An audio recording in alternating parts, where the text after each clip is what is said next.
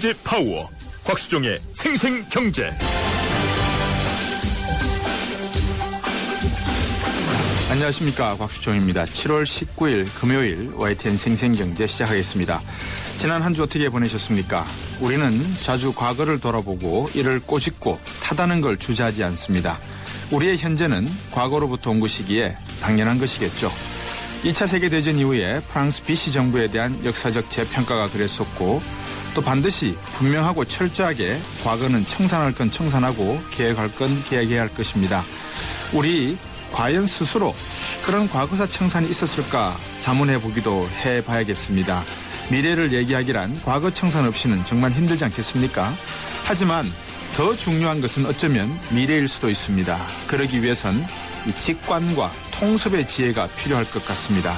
과거의 경험이 현실의 합리적 판단의 근거가 되고, 이를 토대로 미래에 대한 그림을 그릴 수 있어야 하지 않을까요?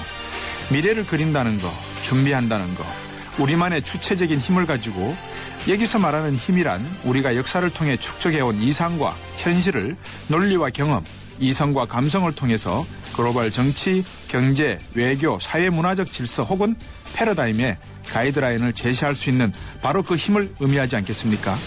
솔직히 말해서 우리가 이런 힘을 가지고 있는지요? 만일 없다면 그것을 쥐고 있는 세력이나 국가와 긴밀한 관계를 지속할 수밖에 없겠죠.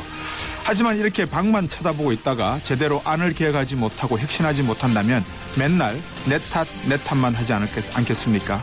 지금은 어쩌면 향후 5년, 10년만이라도 우리의 미래를 얘기할 수 있는 그런 사람이나 지혜로운 사람을 만나보고 싶습니다. 제 욕심이 너무 지나칩니까? 곽수종의 YTN 생생경제 1부 정시 분석부터 시작하겠습니다.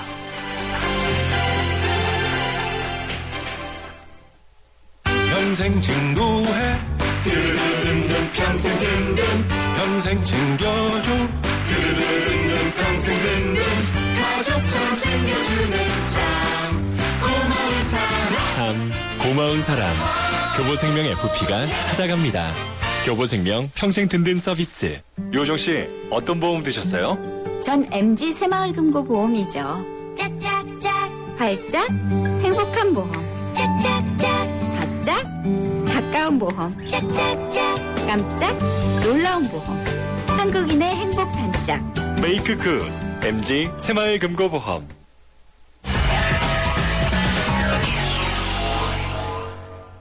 네, 오늘 증시 상황 동양증권금융센터의 삼성역 지점 박진희 차장과 함께 전화 연결해서 알아보겠습니다. 안녕하세요. 네, 안녕하세요. 금요일장인데 금요일장은 대부분 매도장이라고 하는데요. 오늘 보니까 낙폭이 상당히 오전장에 컸다가 어느 정도 만회를 하면서 오후장 막장 끝나면서 조금 또 떨어지는 그런 모습입니다. 네, 전체적으로 방금 말씀하신 대로 좀 오늘 등락이 좀 심했었고요. 네. 장 초반 이후에 급락하다가 급반등을 좀 하기도 했었습니다만은 다시 또 좀 약세를 보이면서 마감이 됐습니다. 전체적으로는 오늘 IT주들의 약세가 좀 두드러졌고요. 외국인들의 매도세가 집중되는 모습이었는데, 특히 기관도 동시에 외국인과 함께 IT 대형주들의 매도를 가하면서 지수 상승이 좀 제한되는 모습을 보였고요. 네. 전반적으로는 최근에 좀 기관이 선호하는 경기 민감주들, 낙폭과대 경기 민감주들 중심으로 해서 최근에 좀 오늘 바닥권이 계속 올라오는 그런 흐름을 보면서 좀 강세를 보이고 있는데요. 네. 기관들도 다 아시다시피 IT 쪽이 지금 안 된다고 보고 있기 때문에 그쪽을 배제한 다른 종목들, 상대적으로 가격에 대한 메리트가 있는 그런 종목들, 더 이상 실적이 망가지기 어려운 종목들, 그런 종목들 쪽으로 최근에 계속 순환매를 돌리고 있는 것 같습니다. 네, IT 주식 이야기 하시니까 오늘 우리 박진 차장이 목소리에 힘이 없어요. 평소에 이렇게 막 기름차고 명랑한 목소리였는데, 네. 요새 주식시장이 워낙 안 좋으니까 진이 다 빠지신 것 같아. 127만 원 삼성전자, 이게 네. 지난주에 친구들하고 이야기할 때 이 가격은 더 이상 오지 않는다. 네네. 누가 그런 이야기를 했는데 왔네요. 삼성전자 같은 경우는 지금 보시면 지금 이런 거 봐주시겠어요. 삼성전자도 그렇고요. LG전자도 그렇고 하이닉스, LG 디스플레이, 삼성전기, 이렇게 5인방이 과거에 보면 IT는 이렇게 주도적인 그런 흐름들이었었는데요. 하이닉스는 실적이 2분기에 되게 좋을 것 같은데 팔잖아요. 네. 기본적으로 이제 디램 가격이 좀 빠진 상태다 보니까 그 부분에 외국인들이 좀 반응을 했고요. 네. LG 디스플레이 같은 경우는 어닝 서프라이즈가 나왔는데 오히려 더 강력한 매도. 그 다음에 삼성전자도 사실 그 실적이 9조 5천억이 네 집 강아지 이름도 아닌데 사실 네. 상당한 매물이 많이 나오잖아요. 예. 그 부분, 그 다음에 삼성전기 다 마찬가지인데 2분기까지 실적은 LG전자를 비롯해서 뭐 전체적으로 고르게 괜찮을 것 같다. 그러니까 하이닉스도 그렇고 LG 디스플레이도 그렇고 삼성전기도 그렇고 삼성전자도 그렇고 다 좋은데 과연 3분기, 4분기 더 좋아질 수 있겠냐. 이런 관점에서 외국인들이 보고 기관이 보니까 그건 좀 아닌 것 같다. 라고 보고서 일단 그쪽은 지금 매도를 가하는 대신에 아까 말씀드린 대로 반대로 1, 2분기 바닥을 대충 잡고 3, 4분기로 가면서 조금이라도 좋아질 수 있는 개선의 여지가 있는 쪽, 상대적으로 가격이 싼 쪽, 이런 쪽으로 지금 계속 플레이가 들어가다 보니까 상대적으로 실적은 좋은데 오히려 거꾸로 IT들이 소외되고 실적은 안 좋지만 앞으로 좋아질 것 같으니까 또 그동안 시장에서 계속 소외당했었던 경기 민감 낙폭과대 종목들이 또 시장에서 지금 다시 또 부각이 되는 코스고 가장 중요한 점은 뭐 지난주에도 저희 유가 얘기 많이 했었지만 네. 지금 유가가 방향성이 상방으로 올라가기 시작하면서 네. 지금 시장의 큰 그림을 놓고 보시면 모든 지금 시장의 테마주의 원인은 유가다.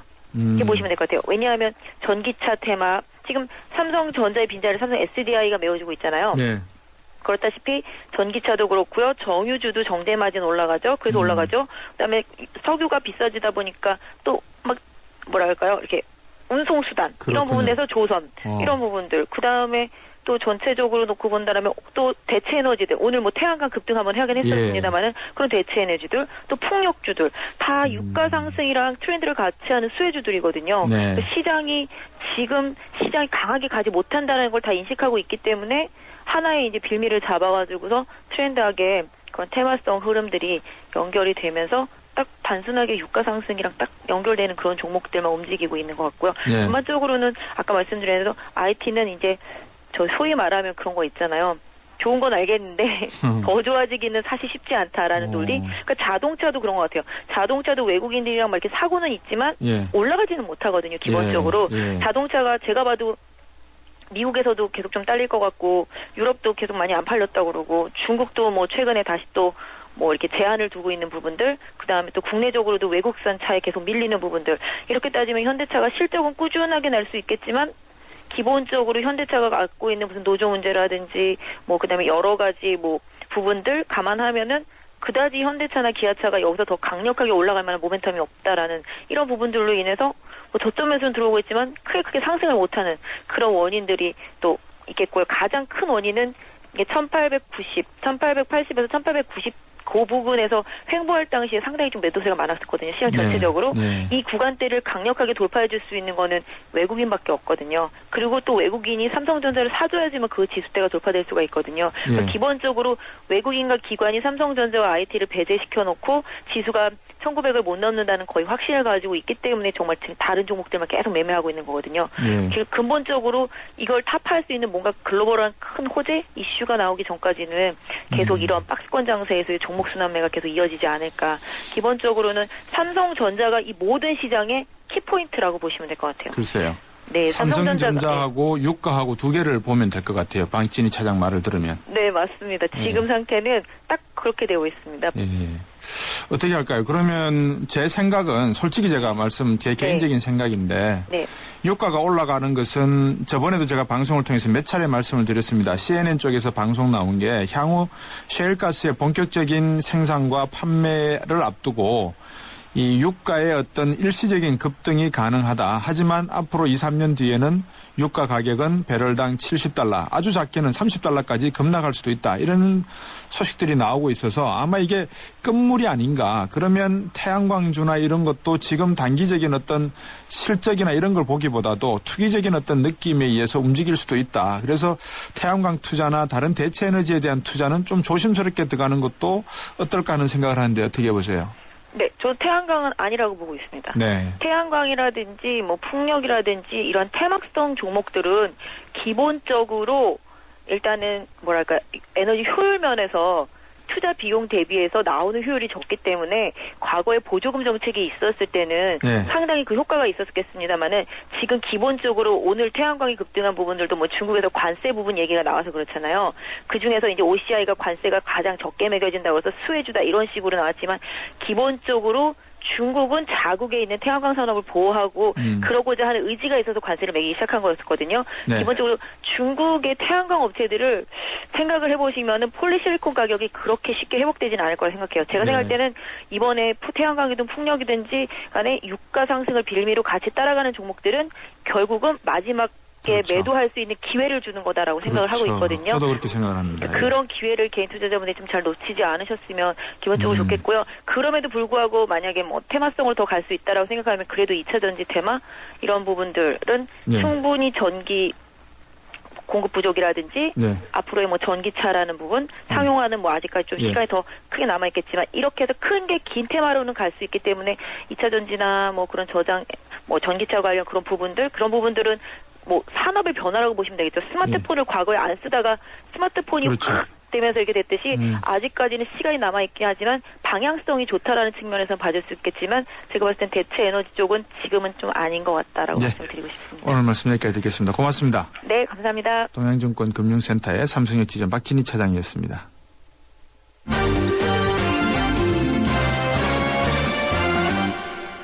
네, 이승철 부장과 함께 경제뉴스 정리해드리겠습니다. 안녕하십니까? 안녕하세요. 예, 이제 뭐 또 뭐라 그럴까요? 무더워질 것 같아요. 네, 뭐 이제 장마 지나면 본격적인 또 불볕더위가 시작이 될 겁니다. 예, 뭐 전력 사정이 예. 점점 더 걱정이 또 되는 시기가 오는 거죠. 예. 네.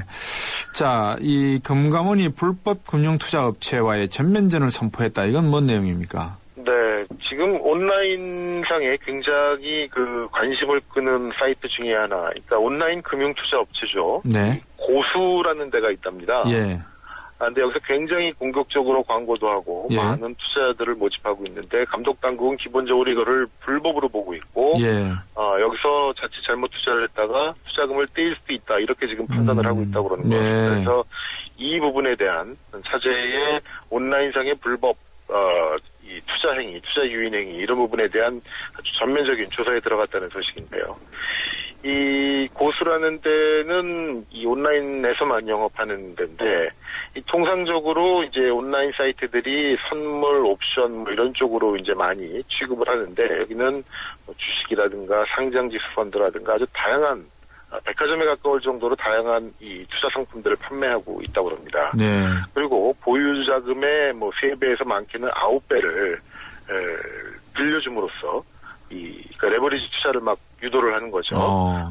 거기다가 뭐 이 신용 등급 같은 거 확인도 안 하고 간단하게 뭐 돈도 이 투자금을 대출해 주기도 하고 상당히 아무튼 정상적인 투자에서는 이 궤도를 벗어난 그런 공격적인 마케팅을 하고 있는데 그러다 보니까 이 보통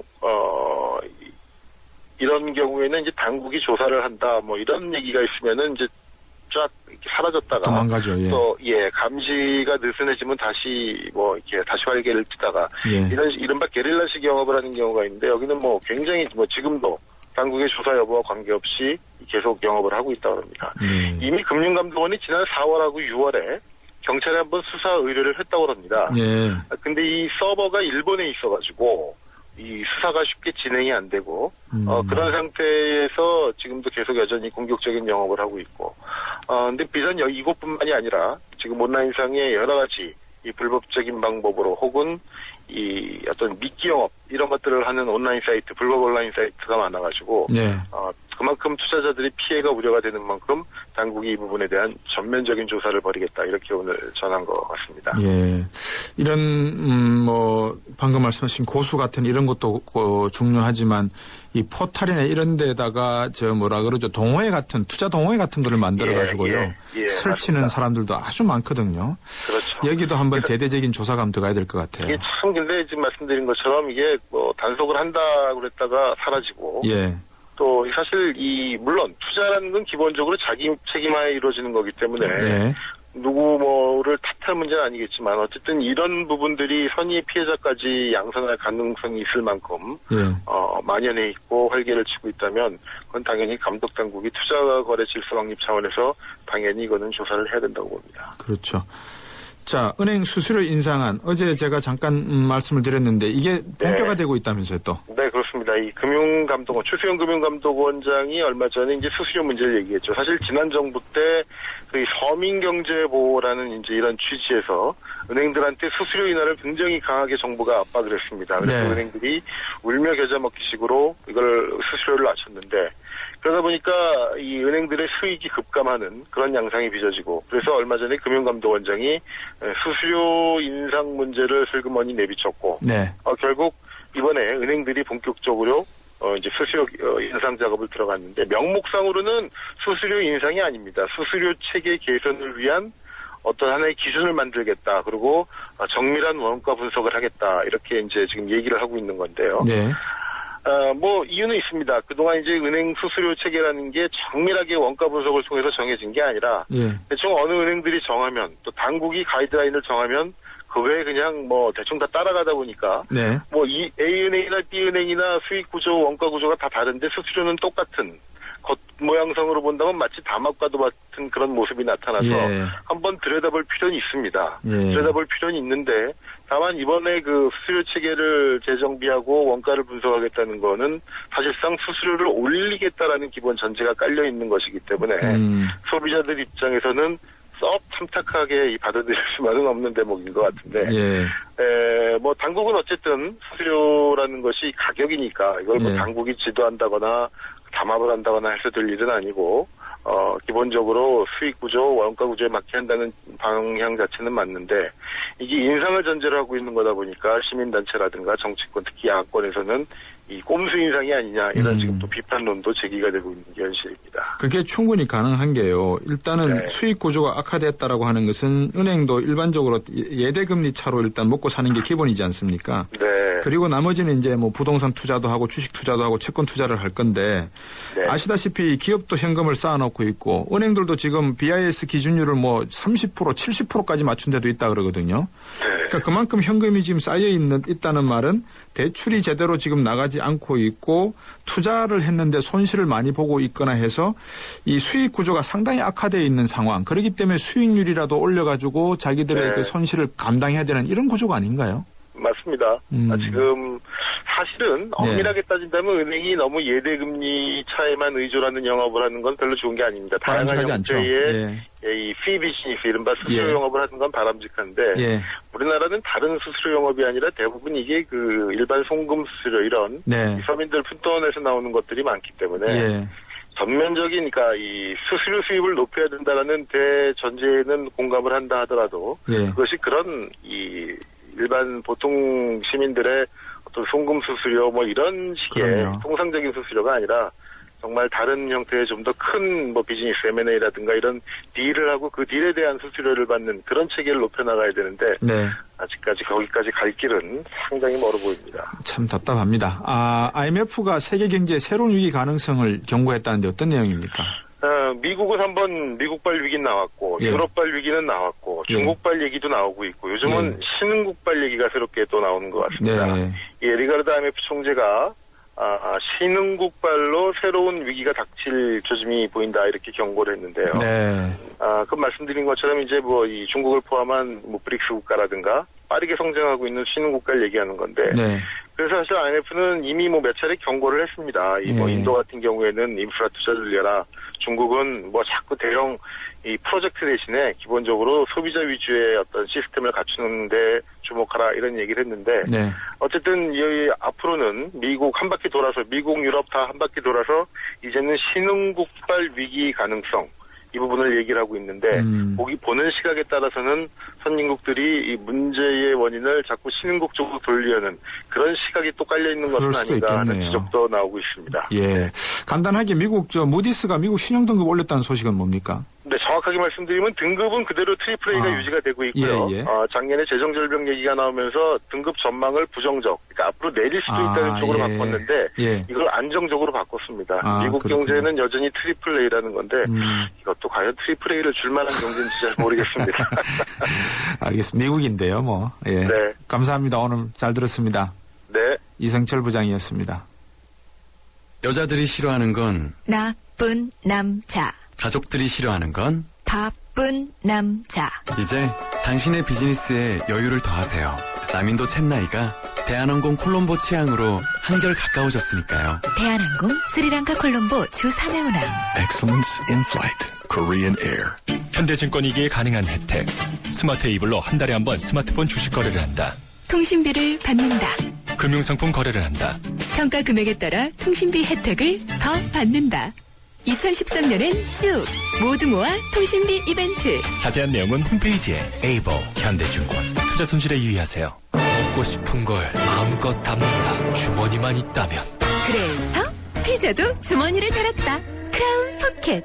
부드러운 크림치즈, 달콤한 고구마 무스 듬뿍. 방문 포장 시 1+1. 1588-5588 피자헛. 라지 사이즈 이상 적용. 중복 할인 불가. 일부 매장 제외. 생생경제 1부 함께 하셨고요. 2부에서 뵙겠습니다. 소기업 사장님들, 골목상권 사장님들, 노란우산 공제에 가입하셨죠? 그래요. 사업하다 보면 손톱 및 가시 같은 일들이 참 많은데 그걸 쏙쏙 뽑아드리는 게 바로 노란우산 공제죠. 전문가들이 재능 기부하는 무료 법률, 세무상담도 받으셨고요. 법으로 보호받아 안심할 수 있는 노란우산 공제. 소기업 소상공인이 행복한 대한민국을 만들겠습니다. 참 고마운 동행 노란우산 공제. 이 캠페인은 중소기업 중앙회와 함께합니다.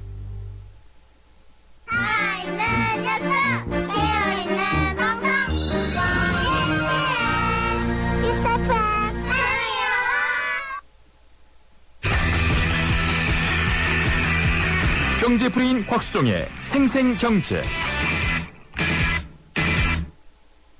세상의 베이스가 되다 포스코 협찬으로 곽수종의 YTN 생생경제 2부 시작하겠습니다. 금요일은 3, 4부가 이 금요기획으로 편성되어 있죠. 오늘 주제는 네이버 독과점에 대한 규제 이야기를 좀 해보겠습니다. 여러분 네이버는 다 아시죠? 검색 엔진으로 많이 쓰고 계시고요. 다음과 같이 어떤 내용인지 또 어떤 문제가 있는지 한번 고민해 보고요. 청취자 여러분들 중에서 네이버 독과점에 대한 규제 혹시 의견이 있으시거나 하시고 싶은 말씀 있으시면 문자로 보내주시면 되겠습니다. 단문 50원, 장문 100원이 부과되고요. 휴대전화 우물정 0945번, 트위터는 골뱅이 YTN 밑줄 이코노미입니다. 웹사이트에 들어오셔서 곽수총의 YTN 생생경제에다가 긴 글 남겨주셔도 좋습니다. 청취자 여러분들이 많이 참여하시고 여러분이 주인이 되는 그런 방송으로 만들어 가셨으면 합니다. YTN 생생경제 광고 듣고 와서 2부 시작하겠습니다. 우리 딸은 누구랑 결혼할까? 엄마가 골라줘. 왜? 엄마가 아빠 잘 골랐잖아. 우리 딸 결혼할 때 난 몇 살이지? 인생의 무게가 느껴질 때 동바제 프로밀라이프. 코웨이 정수기를 렌탈하면 관리해주는 사람. 코디. 매트리스를 렌탈하면 관리해주는 사람. 매트리스도 렌탈해? 코웨이 매트리스 케어 렌탈. 새 매트리스 부담 없이 렌탈하고 4개월에 한 번 클린 케어. 매트리스 이제 사지 말고 렌탈하세요. 코웨이. 곽수종의 생생경제. 네, 여러분은 이번 주까지 한 몇 권의 책을 읽으셨죠? 저는 한 2-3권 정도 읽은 것 같습니다. 2-3권 그러니까 지금 읽고 있는 게 한 권이 있어서요. 다 읽으면 이제 3권이 되는 것 같습니다. 책 속의 경제 시간인데요. 여러분들 책을 통해서 많은 지식과 또 상식의 이 폭을 넓혀가셨으면 합니다. 김은섭 경제경영 부칼럼니스트 전화 연결되어 있습니다. 안녕하세요. 네, 안녕하세요. 예, 오늘은 어떤 책 소개해 주시겠습니까? 네, 오늘 소개할 책은 당신의 노후는 당신의 부모와 다르다라는 책입니다. 제목이 의미심장한데요. 네네. 네, 100세 시대를 위한 인생 설계에 대한 내용을 담고 있습니다. 노후 설계 전문가이자 미래금융연구포럼의 대표인 강창희 대표가 100세 시대를 맞아서 우리가 무엇을 준비해야 되는지에 대해서 네. 실질적인 해법과 진심 어린 조언을 담고 있습니다. 저자는 이제 최근 그 노후 준비라고 하면 이 60세까지 10억이 필요하다, 7억이 필요하다 이렇게 재무적인 부분에만 편중되어 있는 경향이 크다고 지적을 하는데요. 이 경제적인 안정도 절대적인 건 맞지만 돈이 있다고 해서 반드시 행복한 노후가 보장되는 건 아니다. 그래서 노후 자금으로 얼마를 모아야 한다는 식의 준비가 아니라 종합적인 인생 설계가 필요하다라고 저자는 지적합니다. 그러면서 이 건강, 일, 자녀, 자산, 인플레이션을 이 행복한 100세 시대를 가로막는 5가지 리스크, 즉 위험 요소로 놓고요. 풍요롭고 가치 있는 후반 인생을 위한 실질적인 해법을 제시하고 있습니다. 네. 제가 방송에서 몇 번 경제사적으로 이 뭐라 그럴까요? 경제학이 사회주의 경제학과 자본주의 경제학으로 나뉘게 되는 이 분기점에 있는 사람이 멜서스라고 하는 경제학자라고 말씀을 드렸는데 경제에서 가장 중요한 요인이 바로 저는 인구라고 봅니다. 인구의 수가 얼마나 늘어나냐 줄어나냐. 그래서 어떻게 보면 일본 경제가 가장 취약한 경제가 될 수 있을 거라고 저는 보는데 왜냐하면 이 초고령화 속도가 상당히 빠르거든요. 우리나라도 OECD 국가 중에서 만만치 않게 지금 노령화, 고령화 사회가 빨리 진행되고 있는 나라 중에 하나죠. 그렇죠. 어떻습니까, 우리나라는? 예, 간단한 예로 노후 준비 이 고령화 사회도 깊어가고 있지만요. 네. 그로 인한 노후 준비가 잘 안 되어 있는 나라가 우리나라가 특히 OECD 국가 중에서 노후 준비가 가장 잘 안 되어 있다라고 진단을 하고 있는데요. 네. 간단한 예로 유럽 선진국의 어떤 노인 한 명이 자살할 때 우리나라는 평균 5명이 자살한다고 합니다. 네. 바로 노인 빈곤율 때문인데요. 네. 우리나라 65세 이상의 빈곤층 노인은 45%라고 합니다. 빈곤율이요. 네. OECD 가입 국가 중에서 가장 높다고 해요. OECD 30개국의 평균은 한 13% 정도 되니까 3.4배 정도 높은 수준이고요. 네. 더 놀라운 것은 이 배우자 없이 혼자 사는 노인의 빈곤율은 무려 76%라고 합니다. 그래서 결국 가난하고 외롭고 또 병이 걸리면 우울해지기까지 하니까 기댈 곳이 없어진 이 노인들이 극단적인 선택을 하게 되는 거죠. 네.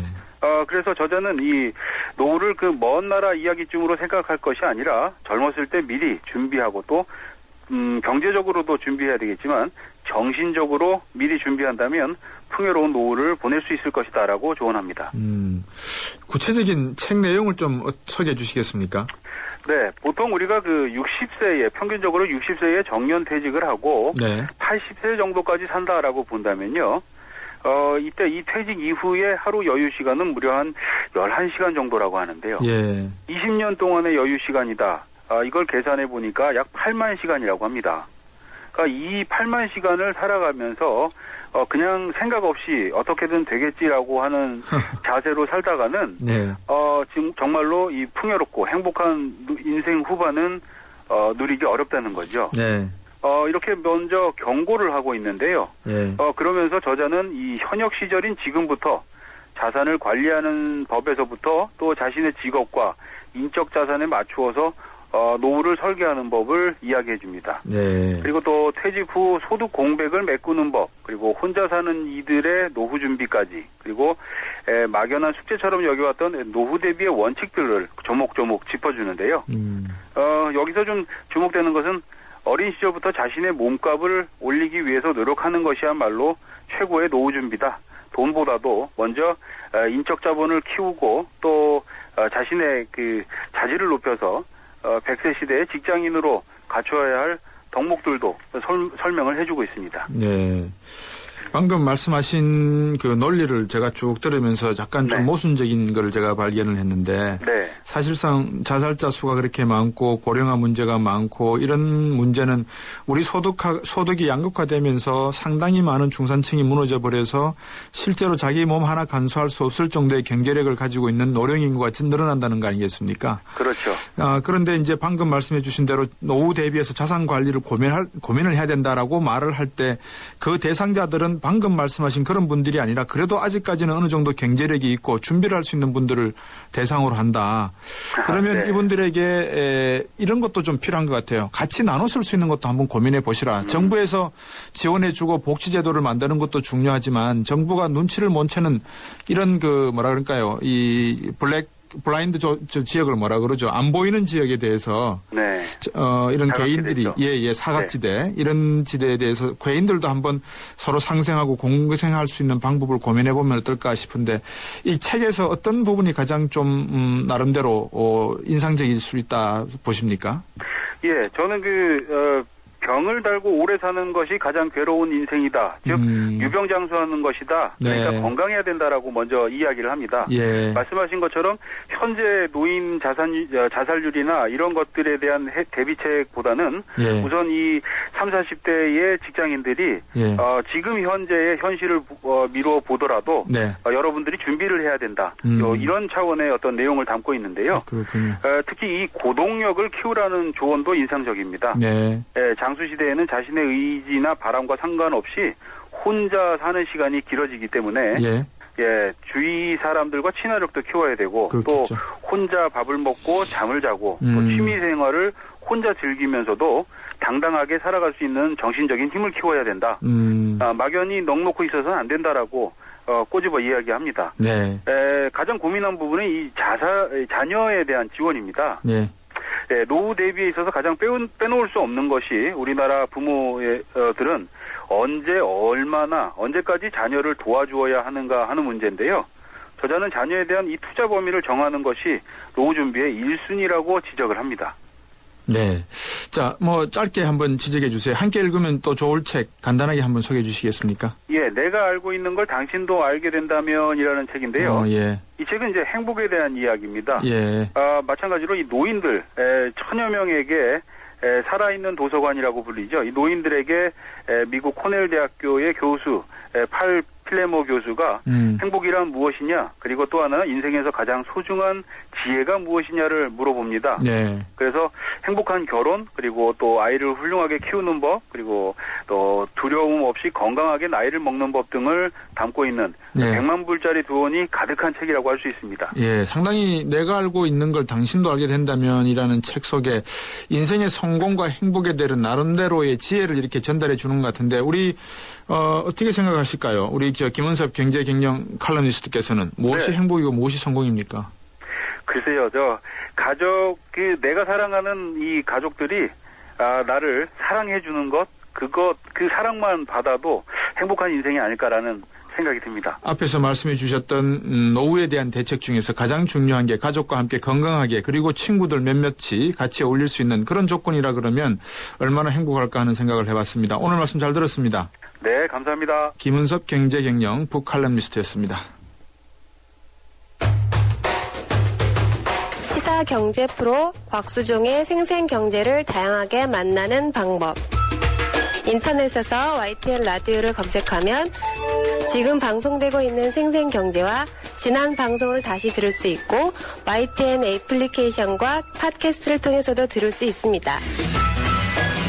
언제 어디든 손쉽게 만날 수 있는 곽수종의 생생경제 참 좋다. 네, 경제라는 것이 어떻게 보면 어려울 수 있지만 이 만화 또는 영화 여러 가지 장르를 통해서 코미디도 마찬가지죠. 희극, 비극 이런 걸 통해서 경제를 배워보는 시간이 되면 여러분들 귀에 쏙쏙 들어오지 않을까 싶습니다. 오늘도 경향신문의 박병렬 기자 스튜디오에 나와 계십니다. 재미있게 한번 이야기 나눠보겠습니다. 안녕하십니까? 네, 안녕하세요. 요새 이제 방학 시즌이 되고 해서 중고등학생 또 대학생도 그렇지만 많은 어린이들 또 부모님들이 애들 또 데리고 가야 될 신경을 좀 쓰셔야 될 것 같아요. 그죠? 네. 영화 보시면서 애들한테 경제교육 시키는 것도 좋을 것 같아요. 네, 빗대서 설명할 수 있다면 참 애들한테 좋은 교육이 될 것 같습니다. 그런 능력을 키워드리기 위해서 오늘 또 영화를 한번 살펴보겠습니다. 오늘 어떤 영화입니까? 네, 오늘은 조금 약간 오래된 영화를 한번 선정을 해봤습니다. 네. 최근에 보면 남과 북에 대한 얘기들이 참 많이 나오는데요. 네. 올 초만 해도 남북 아주 극단을 달리는 것처럼 보였었고, 네. 남과 북이 맞붙을 때마다 언론에서 나오는 단어가 있는데요. 그 치킨 게임이라는 사실 네. 그런 단어입니다. 이 치킨 게임을 잘 묘사한 영화 한 편을 한번 골라봤습니다. 이 영화, 대개 보통 영화는 이제 감독의 이름이 붙는데요. 네. 이 영화는 주연 배우의 이름이 앞서 나옵니다. 네. 제임스 딘이 주연한 이유 없는 반항. 예, 오늘 이 영화를 좀 소개시켜드리겠습니다. 예. 지금 뭐 제임스 딘 하면 요즘 세대는 마치 이제 속옷 브랜드처럼 사실 좀 기억을 하겠지만 이 아버지 세대 그리고 이제 청년 세대 한 1960년대에서 70년대 청년을 보냈던 세대들한테는 정말 잊을 수 없는 그 아이콘입니다. 제임스 딘은 생애에서 딱 3편의 영화만을 만들어냈는데요. 이 이유 없는 반항은 그 중에서 이제 두 번째 영화입니다. 이 한 편으로 엄청난 시대의 아이콘이 됐습니다. 제가 폴 뉴먼도 사실은 좋아했어요. 왜냐하면 제임스 딘이 일찍 죽고 난 다음에 제임스 딘의 그런 반항적인 성격을 냉소적으로 표현할 수 있었던 배우가 폴 뉴먼이었거든요.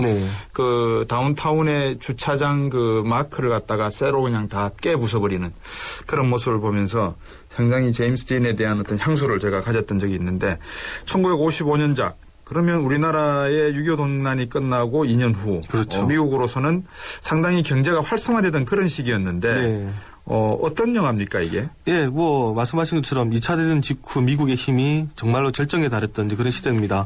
하지만 그 물질은 넘치지만 이제 부모와 사회로부터 이제 예를 받지 못하는 아이들은 이제 방황하던 때인데요.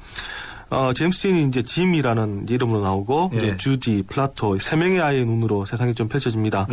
이 3명의 아이들이 경찰서에서 만나는데 3명 다 이유가 있습니다.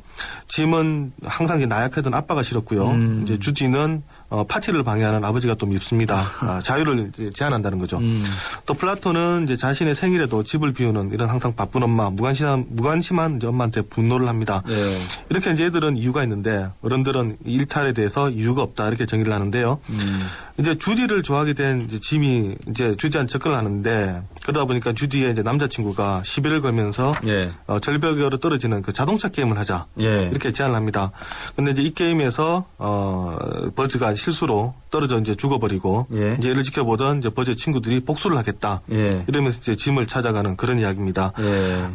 나중에 어떻게 하다 보니까 이제 총까지 서로 이렇게 쏘게 되는데요. 경찰이 몰려오는데 짐은 한번 설득을 해보려고 그러는 순간에 경찰이 잘못해서 이제 친구 플라토를 총으로 쏴서 이제 죽게 되고요. 이걸 본 이제 짐이 이제 울부짖는 것으로 영화는 끝납니다. 참 이 시대에 사실 이제 히피 문화 시대가 시작되기 바로 직전에 젊은이들의 그런 어떤 반항 아니면 이 2차 세계대전이 끝나고 시작되는 어떤 경제적인 번영과 그 과정에서 나타나는 갈등, 물질 만능주의에 대한 어떤 저항 뭐 이런 내용인 것 같은데 짐과 버즈가 방금 자동차 게임 한다고 하시지 않습니까? 우리나라도 지금 저 강남에 가면은 아주 훌륭한 부모님을 둔 애들이 자동차 게임 많이 하거든요. 그 친구들이 치킨들입니까? 어떻게 하느냐에 따라서 이제 치킨 게임이 될 수 있을 것 같은데요. 여기서 이제 하는 이제 치킨 게임, 자동차 게임은 뭐냐면 이제 두 사람이 절벽을 향해서 차를 각각 이제 자기 차를 몹니다.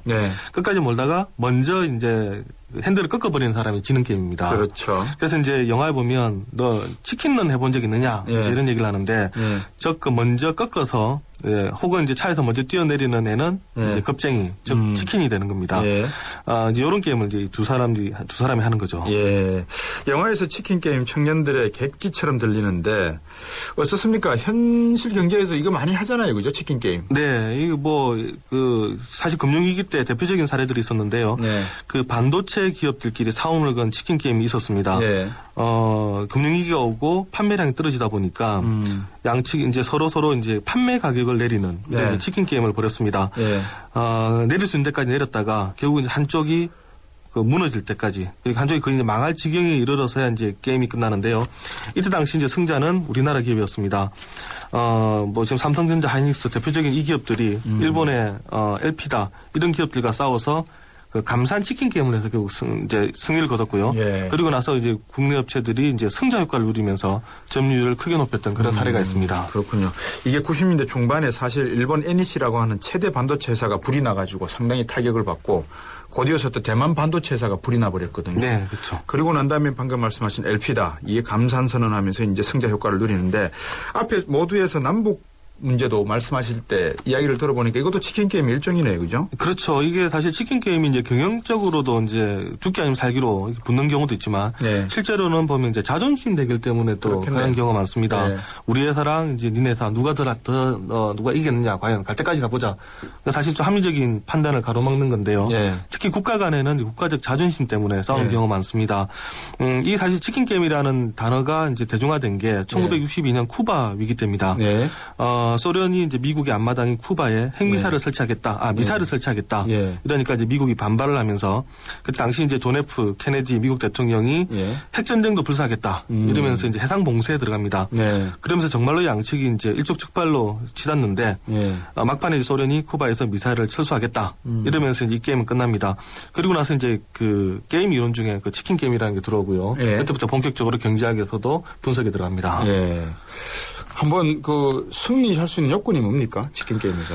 예, 그 사실 치킨 게임에서 이제 일어날 수 있는 건 네 가지죠. 만약에 이제 차량을 가지고 아까처럼 이제 절벽으로 가는 상황을 보면 일단은 두 사람 다 그 핸들을 꺾지 않는 경우. 그 다음에 또 하나는 나는 핸들을 꺾는데 상대쪽은 꺾지 않는 경우. 그리고 또 하나는 내가 꺾는데 저쪽이 꺾지 않는 경우. 그리고 이제 둘 다 꺾는 경우. 이렇게 될 겁니다. 이 이제 네 가지 경우가 있는데 가장 좋은 건 사실 뭐 어느 쪽이 되든 한쪽이 이제 꺾어서 이제 이렇게 둘 다 죽지 않는 게 가장 좋은 거고 최악의 경우는 둘 다 고집을 부리다가 결국 이제 절벽에 떨어지는 건데 근데 이제 여기서 문제가 내가 꺾고 저쪽이 꺾지를 않으면 일단 뭐 살 수는 있는데 내 자존심이 상하니까 이런 문제가 생기고요. 또 반대로 가장 좋은 거는 나한테는 가장 좋은 거는 나는 안 꺾었는데 어쨌든 저쪽이 먼저 꺾어주는 게 가장 좋은 건데 이제 여기에 대해서 이제 그 어떤 결론이 나오느냐 이것은 이제 바라보는 게 이제 바로 이제 게임 이론이 되고요. 정답이 되는 거죠. 소위 북한에서 말하는 존엄성 가지고 이제 싸우는 것 같은데. 네, 맞습니다. 이러면 소위 말해서 협상에서도 논리가 있지 않겠습니까? 뭐 FTA 협상을 할 때도 마찬가지고 서로가 이제 치킨 게임을 하는데 그러면 어떨 때는 사기도 치고 어떨 때는 협박도 하고 어떨 때는 뭐 공갈도 하고 어떨 때는 거짓말도 하고 참말도 하고 막 할 거 아닙니까? 맞습니다. 이거를 나중에 녹취를 하거나 다 기록을 할 건데 이거를 국가적으로 만약에 다 공개를 해버린다 그러면 이 치킨 게임의 내용 전략이 노출될 것 가능성도 있겠네요.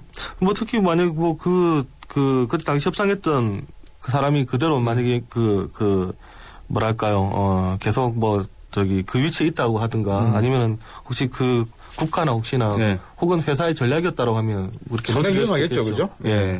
실제 연구 결과는 지금 어떻습니까? 이런 게임을 수없이 많이 이제 반복을 하게 되면 결국은 어느 쪽이 되든 핸들을 꺾는다가 정답이다. 이런 연구 결과가 나와 있습니다.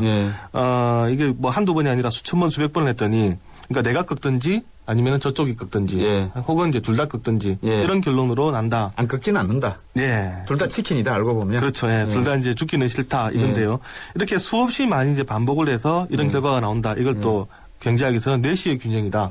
이거 어렵습니다. 이렇게 또 부르기도 합니다. 이거는 더 깊게 안 들어가도록 하겠습니다. 알겠습니다. 여러분이 아시는 그 아름다운 정신인가요? 뷰티풀 마인드의 영화. 그 주인공이 바로 내시 큐벌리븐 미시경제학의 아주 중요한 노벨 경제학상 받았죠, 이분이. 네, 맞습니다. 그 영화도 잠깐 소개해 주시죠. 그 뷰티풀 마인드 이거 때 이제 아까 말씀하셨던 그 내시의 균형을 만들어서 노벨상을 받았던 그 내시 교수에 대한 그 얘기입니다. 여기에 과정이 중요한 게 하나 있죠. 두 사람은 그러니까 합리적이어야 된다라는. 두 사람 그러니까 모두가 이 게임에 들어가는 사람들이 모두 합리적이어야 된다라는. 또라이면 안 된다. 있습니다. 맞습니다. 그러니까 치킨 게임을 하는데 상대방의 한쪽이 만약에 비합리적이다. 그러면 우리가 합리적이라는 가정은 예컨대 우리 둘 다 절벽에 가서 죽으면 우리 둘 다 손해라는 상식적인 판단을 하고 있어야 되는데 어떤 한 사람은 예를 들면 나는 죽으나 사나 똑같아. 이러면 이제 게임이 안 된다라는 얘기죠. 그렇군요. 우리 한번 우스갯소리로 여야가 이번에 국정원 사건과 이 국정조사 건 가지고 이렇게 하는 걸 보면 어떻습니까? 두 정당이 치킨 같습니까? 어떻게 핸들을 꺾었습니까? 아니면 정면 충돌한 것 같습니까? 글쎄요, 이거 좀 더 지켜봐야 될 것 같은데요. 그냥 제가 이거는 뭐 안 들어갈 거니까 제가 웃자고 해본 소리였습니다. 알겠습니다. 네, 오늘 말씀 잘 들었고요. 내시 이퀄리브리엄 상당히 어려운 내용을 이 치킨 게임이라는 단어로 쉽게 또 우리가 이해할 수 있는 시간을 가졌습니다. 오늘 말씀 잘 들었습니다. 감사합니다. 경향신문의 박병률 기자였습니다. 차를 타고 달리다 보면 책상 앞에선 꽉 막혀있던 아이디어도 당신이 생각지도 못한 순간에 떠오르곤 합니다. 나는 당신의 자동차입니다. 당신의 빛나는 인생입니다. Live Brilliant. 현대자동차. Best shop.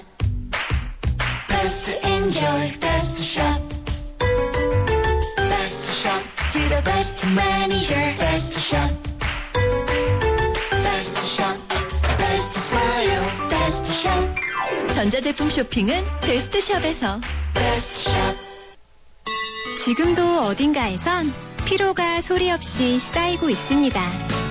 따뜻한 햇살이 구석구석 쌓인 눈을 녹이듯 우리 모두의 피로가 녹을 때까지 바카스가 응원합니다. 풀려라 5천만 풀려라 피로. 대한민국 피로회복제 바카스. 예, 3698번님, 전세금 돌려막기 하면 나중에 어떻게 됩니까? 어제 질문 보내셨던 분 또 보내셨네요. 주인이 다시 들어가 살려면 그만큼 대출을 얻어내든지 아니면 자기가 전세로 받았던 돈을 갚아줘야 되겠죠?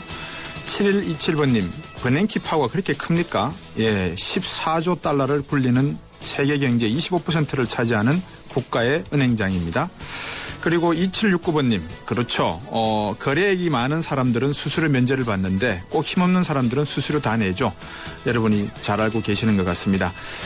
이 방송 어디다 쓰시는가 이거 물으신 분이 계시는데 요거는 4시 뉴스 듣고 3부 시작할 때 제가 말씀을 드리겠습니다. 3부에서 뵙겠습니다.